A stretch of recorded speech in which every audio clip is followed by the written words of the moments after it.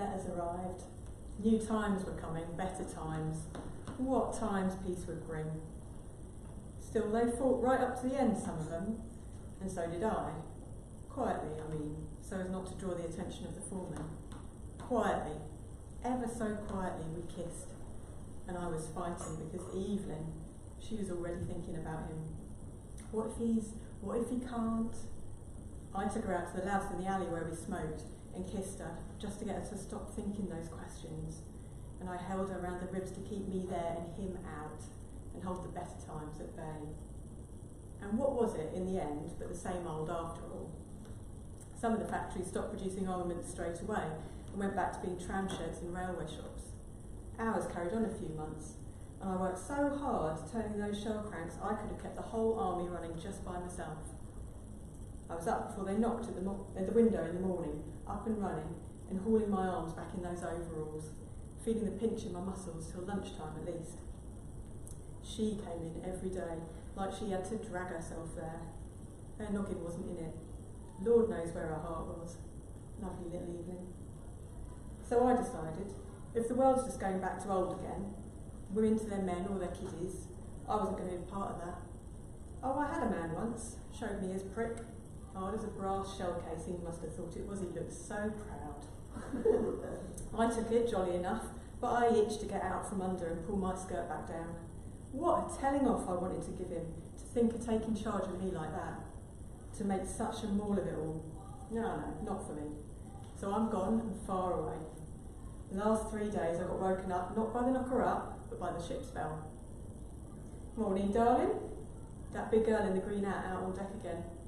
I haven't asked her name yet, but I might. A wink and a little look, and then she stands up at the rail, holding on with those lovely fat canary fingers.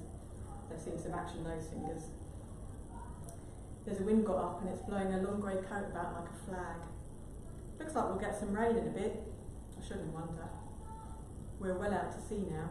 Haven't seen nothing on either side since tea time yesterday. You've got a letter where you're going, she asks me. I have got a letter. A little house, just big enough and quiet enough, and a little bit of work on a farm. Never even touched a sheep in my life, but I can turn my hand to most things, and I never lost all that muscle. I've got another letter too, much more precious, much less tidy and polite. I've got both letters, but I'm not sure enough about her to say about either of them. Girl I'm sharing with has got a husband lined up. Never met him, of course, probably a half-wit or a strangler. Acting like he's some foreign prince. She eyes me. You got one lined up? I'm not much for a husband. Me neither. She's got a cigarette out of her pocket of her overcoat. Had one once, that was enough. She has a job getting a match going in the wind that's coming off the sea, but she does it eventually.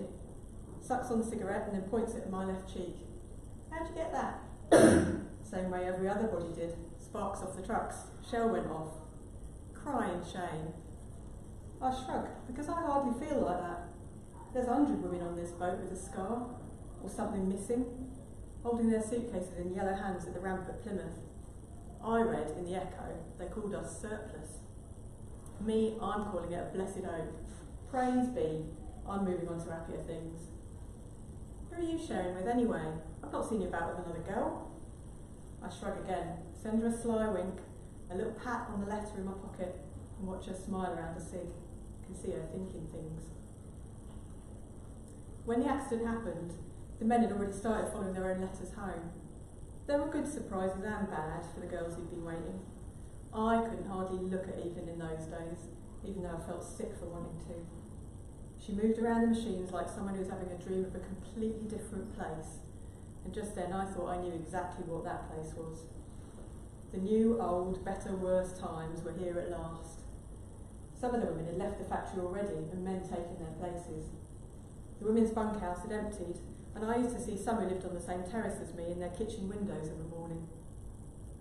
The men, who used to shout at me in the road by the factory on account of our wages, had shut up now the other men, who had something real to shout about, were home, though most of those were quiet as an empty shoe. We were fitting on the fuses, me and 3 others, and Evelyn over the way at shelf 31, taking the trolley back and forth. It was quieter in this block, away from the lathes. We had some chat about the girls' fellas, and Florrie Needham that was going to join the new women's labour movement. I only had half an ear for them, listening for when the trolley would roll closer. I felt it, all across my back and up my neck, each time she got near. A prickling sort of thing, like something would happen. Like the nearness of her was almost as good as her pressed up against me. She had a thin little body, all smothered up in those overalls, but we might have been undressed and standing tight together for the way my skin felt her. Here she came, the hollow scrape and clatter of the trolley wheels making a huge metal sound off the brick walls. Then it just seemed to stop. There wasn't any big bang or flash, just a great push of heat at my side, and no noise at all, and we fell over, all four of us. I must have been out for a bit, because I just remember Florrie leaning over me and the smell in the air of everything burning.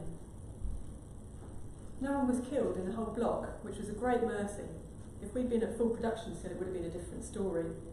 Burns it was, bad ones in some cases, and broken legs.